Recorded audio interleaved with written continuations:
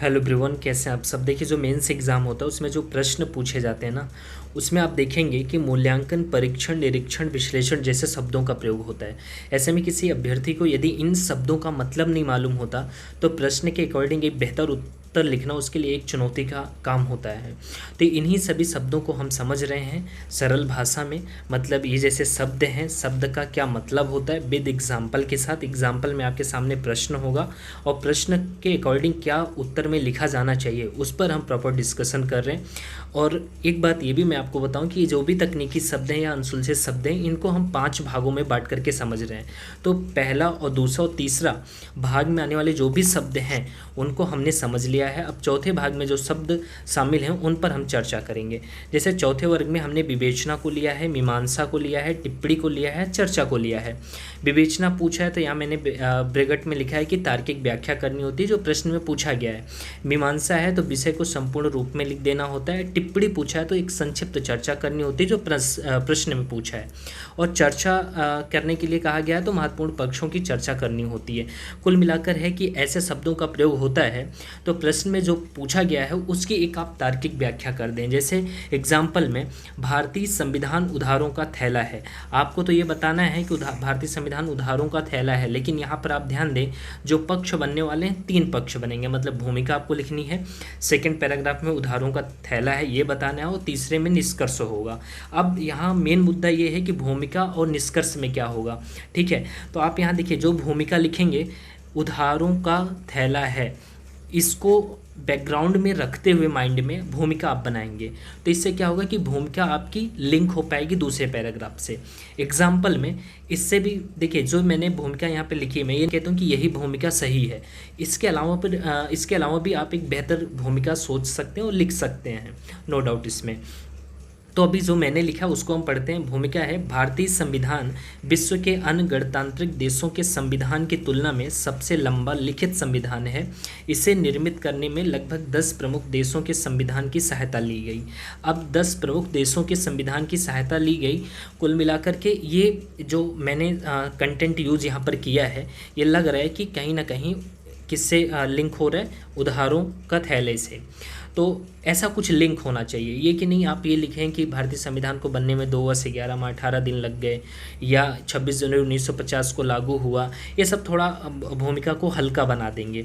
तो कुछ और बेहतर इससे आपको सोचने की ज़रूरत है। यदि आप इससे बेहतर कुछ सोच पा रहे हैं जो मैंने लिखा है तो बहुत बढ़िया है। ठीक है, अब सेकेंड पैराग्राफ में आपको उधारों का थैला कैसे इसे बताना है।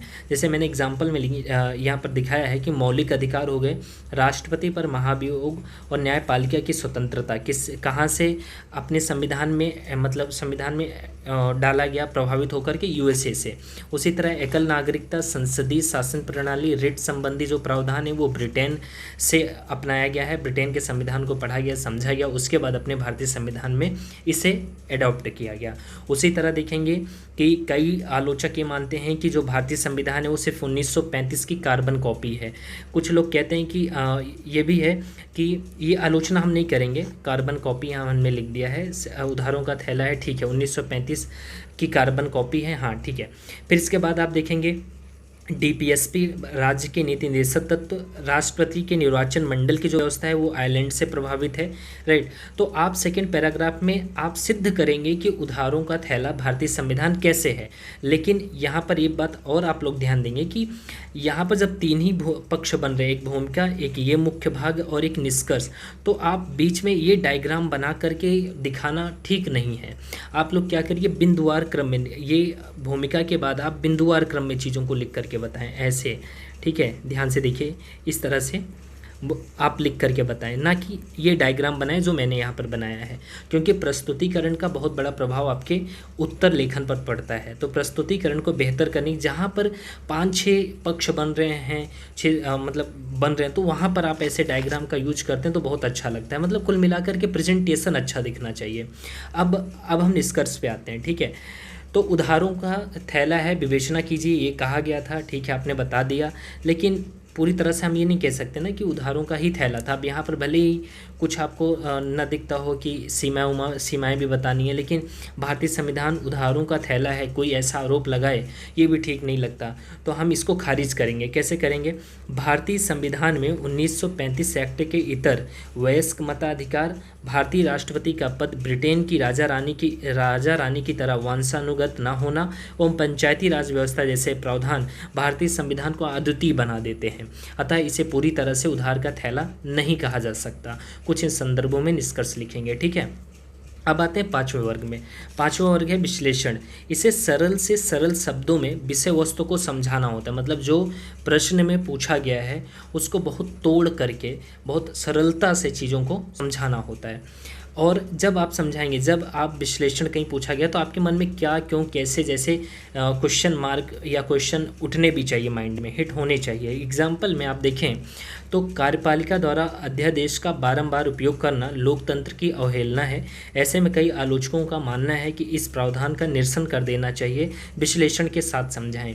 अब इतना बड़ा प्रश्न पढ़ने के बाद एक सामान्य विद्यार्थी को लगता होगा कि बाप रे बहुत बड़ा है और पता नहीं कितने प्रश्न पक्ष इसमें बनने वाले हैं। तो बहुत ईजी है, प्रश्न को तोड़ना सीखिए। जैसे कार्यपालिका द्वारा अध्यादेश का बारंबार उपयोग, इसका मतलब माइंड में सबसे पहले हिट होना चाहिए कि कार्यपालिका अध्यादेश का बारंबार उपयोग कर रही है। तो एक दो एग्जाम्पल आपको अध्यादेश के मालूम होने चाहिए जिसका बारंबार उपयोग हो रहा है। और अब इसके बाद क्या कह रहा है कि दूसरी बात आप हाँ ठीक है, बारंबार उपयोग लोकतंत्र की अवहेलना है। अब लोकतंत्र की अवहेलना है, इसे आप भूमिका में तो तुरंत बता नहीं देंगे।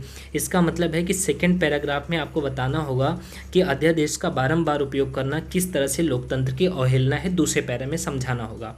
ऐसे में कई आलोचकों का मानना है कि इस प्रावधान का निरसन कर देना चाहिए। अब निरसन कर देना चाहिए क्योंकि जब ये लोकतंत्र की अवहेलना कर रहा है तो इसका निरसन कर देना चाहिए। विश्लेषण के साथ समझाएं। अब हम तीसरे पैराग्राफ में बताएंगे नहीं निरसन क्यों नहीं करना चाहिए, क्योंकि आप खुद से सोचिए ना कि यदि अध्यादेश को भारतीय जो संविधान सभा है उसने यदि इस प्रावधान को संविधान में अडॉप्ट किया था तो कुछ रीज़न होगा।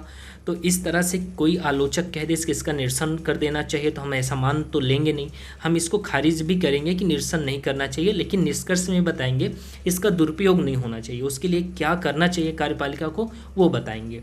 एग्जाम्पल में देखिए यहाँ पर हमने बताया है कि आर्टिकल 123 प्लस का मार्क लगाया, मतलब आर्टिकल 123 को आधार बनाते हुए अध्यादेश को परिभाषित करें। साथ ही साथ उदाहरण दें बारंबार जो उपयोग हो रहा है अध्यादेश का, जैसे राष्ट्रीय राजधानी और संबंध क्षेत्र में वायु गुणवत्ता प्रबंधन आयोग अध्यादेश 2020, इसका एग्जाम्पल देते हुए भूमिका लिखिए। फिर इसके बाद दूसरे पैराग्राफ में बताइए लोकतंत्र की अवहेलना ये कैसे है, क्योंकि कार्यपालिका का तो काम है नहीं कानून बनाना, विधायिका का है। तो बार बार यदि लोग कार्यपालिका इस तरह के कानून अध्यादेश पारित कर रही है तो ये शक्ति के पृथक्करण के विपरीत है, न्यायालय के निर्देशों की अवहेलना है। तो कुछ इन बिंदुओं के आधार पर आप बताइए कि लोकतंत्र की अवहेलना कैसे है दूसरे पैराग्राफ में। फिर भी इसका निरसन क्यों नहीं होना चाहिए, क्योंकि आलोचक कहते हैं निरसन होना चाहिए, लेकिन क्यों नहीं होना चाहिए हमें ये बताना होगा। जैसे जब दोनों सदनों में से कोई भी अत्यावश्यक परिस्थितियों में सत्र में नहीं होता तो उस दौरान यदि ज़रूरत है किसी कानून को बनाने की तो वहाँ पर कार्यपालिका मुख्य भूमिका निभाता है। मतलब आप एग्जाम्पल में देखेंगे कि जब कोविड-19 के दौरान जब महामारी फैली तो जो स्वास्थ्य कर्मी थे उन पर क्या हो रहा था कि समाज के कुछ लोग इस वजह से पत्थर मार रहे थे, उनकी संपत्ति को इसलिए नुकसान पहुंचा रहे थे कि कह रहे थे कि ये अस्पतालों में काम कर रहे हैं, आएंगे तो कोविड जो है वो वायरस जो है वो लेके आएंगे और ये फैलाएंगे। इस वजह से इनको कहीं गाँव में कई जगह आप देखे होंगे कि इनको प्रवेश नहीं दिया जा रहा था, तो उनको नुकसान भी पहुंचाया जा रहा था। तो उन्हीं संदर्भों में ये अध्यादेश आया था, महामारी रोग एक्ट 1897 संशोधन के लिए अध्यादेश आदि। मतलब आप ये कह सकते हैं कि अध्यादेश का निरसन नहीं किया जा सकता, क्योंकि कुछ आवश्यक परिस्थितियों में इसकी आवश्यकता होती है, लेकिन हाँ निरसन नहीं किया जाए, लेकिन इसके दुरुपयोग के लिए भी आप सुझाव देंगे। अब निष्कर्ष में आप लिखेंगे अतः कार्यपालिका को RC कपूर केस न्यायालय के जो निर्देश हैं यदि आप उसको ठोस तथ्यों के साथ, मतलब जो निर्देश हैं RC Kapoor case 1970, DC Badhwa case 1997, उसी तरह से यदि आप राज्यपाल पे कुछ विवाद, राज्यपाल से संबंधित कुछ विवाद हैं तो वहाँ पर भी आप पुंछी आयोग, सरकारी आयोग जैसे कुछ ठोस तथ्यों को आधार बना करके अपनी बातों को रखते हैं तो उत्तर आपका प्रभावशाली होता है। तो इसी तरह आप यहाँ पर निष्कर्ष में देखेंगे कि आप बताएंगे कहता कार्यपालिका को आरसी कपूर के 1970, डीसी बाधवा के 1997 में दिए गए निर्देशों को ध्यान में रखकर आत्मसंयम का परिचय देना चाहिए ताकि एक सुदृढ़ लोकतंत्र की आधारशिला निर्मित हो सके। तो ऐसे में आपको मतलब ये उत्तर को पूरा करना है। इस तरह से हमारे ये जो अनसुलझे शब्द थे, तकनीकी शब्द थे, उसको हमने पूरा कर लिया है। आपको पसंद आ रहा है वीडियो तो लाइक, सब्सक्राइब और एक प्यारा सा कमेंट ज़रूर करिए, ठीक है। मिलते हैं अगली वीडियो में। नमस्कार।